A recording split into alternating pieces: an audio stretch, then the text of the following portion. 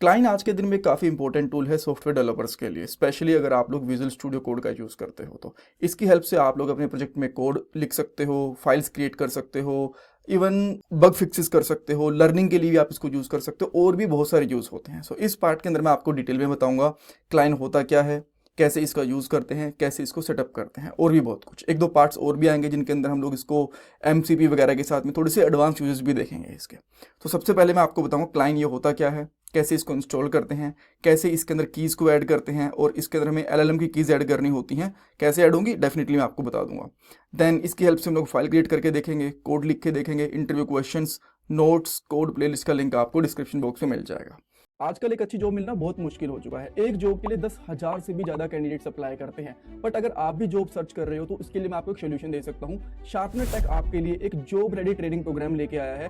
इसके अंदर आपको बेसिक से लेकर एडवांस तक ट्रेनिंग मिलेगी, प्रोजेक्ट्स करने को मिलेंगे, मॉक इंटरव्यूज, रिज्यूमे में हेल्प, बहुत कुछ मिलेगा। और उसके बाद आपका कंपनीज में इंटरव्यूज भी करवाया जाएगा। और सबसे सही चीज़ ये है कि आपको पेमेंट जॉब लगने के बाद करनी है, और अगर आपकी जॉब कहीं और से लगती है तो आपको पेमेंट करने की जरूरत भी नहीं है। सो डिस्क्रिप्शन बॉक्स में मैंने लिंक प्रोवाइड करवा दिया है, वहां पे आपको नाम और आपका नंबर ऐड करना है। देन हमारी तरफ से आपको कॉल आएगा और बाकी की डिटेल्स आप वहां पे पूछ सकते हो। So check out the description box.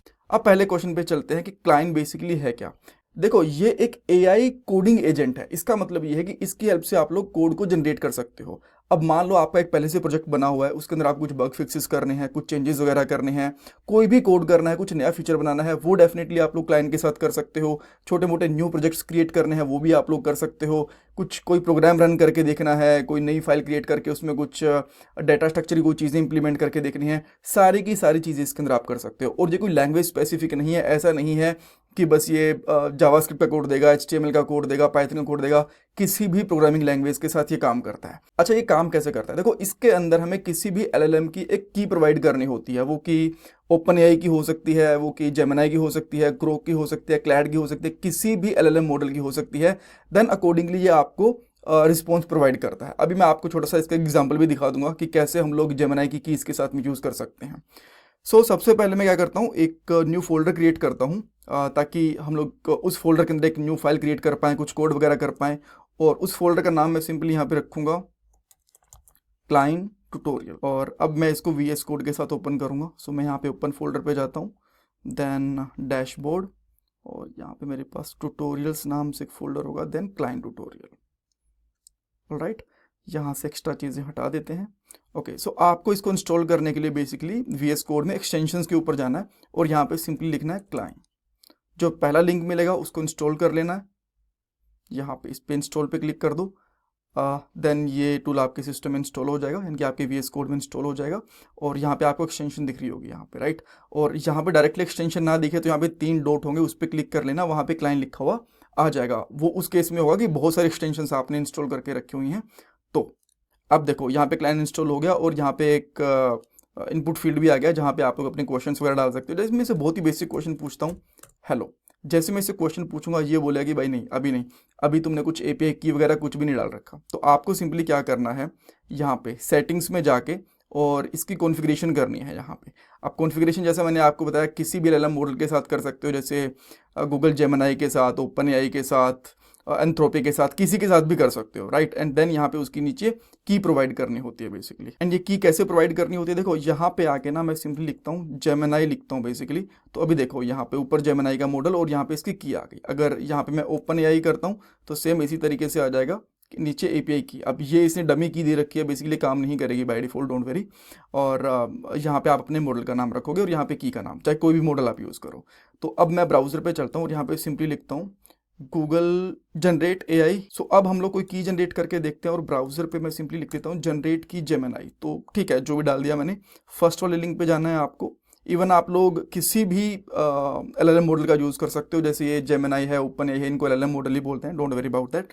Then यहाँ पे एक ऑप्शन है गेट एपीआई की, और यहाँ पे कुछ एपीआई कीज बनी हुई है। तो मैं इस जो फर्स्ट वाली की है इसको कॉपी पेस्ट कर लेता हूँ। यहाँ पे मैंने कॉपी करा और यहाँ पे पेस्ट कर दिया, और यहाँ पे मुझे बताना पड़ेगा कि हम लोग गूगल जेमिनाई का यूज़ कर रहे हैं, राइट। और यहाँ पे की डाल दी, हाँ। और देन ये भी बताया कि आपको कौन सा मॉडल यूज़ करना है गूगल जेमिनाई का, बिकॉज प्रो है, फ्लैश है, बहुत सारे हैं। तो जो बाय डिफ़ॉल्ट है मैं उसी को रहने देता हूँ एंड डन करता हूँ। अब मैं इसको बोलता हूँ हेलो, जो मैंने पहले बोला था। नाउ लेट्स सी ये क्या बोलता है। देखो अब इसने बोल दिया ठीक है, अभी इसने कुछ एरर वगैरह नहीं दिया जैसे इसने पहले दिया था, अभी प्रॉपरली काम कर रहे हैं, ठीक है। सो अब मैं इसको क्या बोलता हूँ कि make a file index.js in this folder. अब देखते हैं कि ये फाइल क्रिएट करता है कि नहीं करता, राइट। तो पहले इसने कुछ कुछ एरर देना शुरू करा, ये ट्राई करता है बट उसके बाद में सक्सेस मिलती है इसको, देन यहाँ पे सेव करेंगे और आपकी एक न्यू फाइल क्रिएट हो गई। और यहाँ पे आप देख भी सकते हो इसने एक छोटा सा कंसोल भी लिख दिया, ठीक है। अब ये कह रहा है कि भाई इसको रन भी करके देखना है, मैं बोलता हूँ कि चलो ठीक है इसको रन भी कर दो। देन आपका यहाँ पे टर्मिनल के अंदर इसको रन भी करवा के दिखा देता है। अब मैं इसको बोलता हूँ remove code from index.js and write a fresh example of a nested for loop in JS। सो अब ये वाला कोड रिमूव करेगा और यहाँ पे एक फ्रेश एग्जाम्पल लिख देगा, आप यहाँ पे देख पा रहे हो, ठीक है। इसको मैं सेव करता हूँ एंड देन ठीक है, एक दो बार ये फिर से ट्राई कर रहा है, ठीक है। ये रन करने के लिए बोल रहा है, रन आपको करना है कर दो, अदरवाइज यहाँ से रिजेक्ट कर दो। आप इसको मैनुअली रन करना चाहते हो तो यहाँ से आप इसको मैनुअली भी रन कर सकते हो। अब मान लो इसमें कुछ चेंजेस करना चाहते हो, जैसे कि आप बोलते हो कि जो सेकंड इनर लूप है ना ये 2 तक नहीं है 10 तक चलना चाहिए।